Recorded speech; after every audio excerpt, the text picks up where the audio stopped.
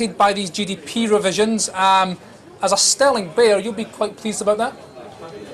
Yeah, we think that sterling is certainly about to lose its shine. We've seen that investors are currently holding very large long sterling positions, given that the data has been very strong recently.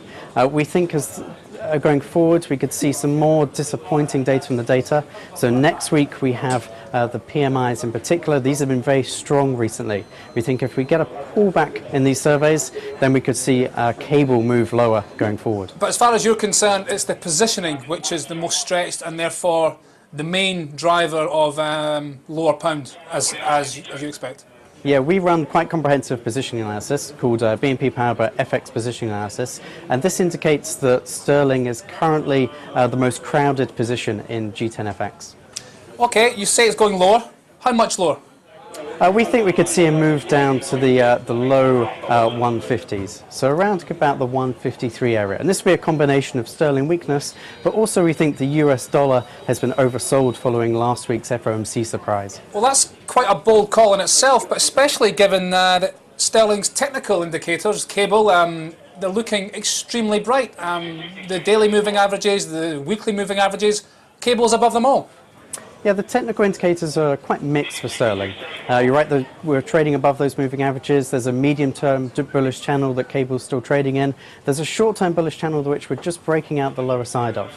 But also one of our quant indicators, BNP Paribas Steer, which is a short-term fair value model that we use quite a lot for trade recommendations over a 1-month horizon.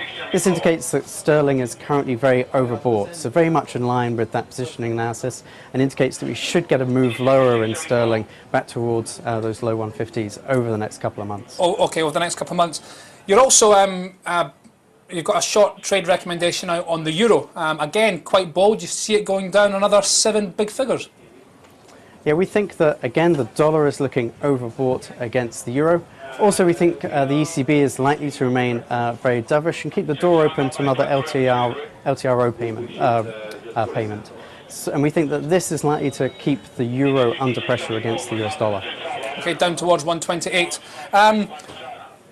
How much of an impact is the concern about the US fiscal worries and the debt ceiling, etc. in Washington? How much of that is playing into FX now?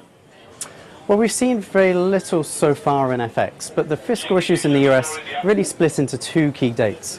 One is the beginning of October when we get the new financial year in the US, and that falls next week.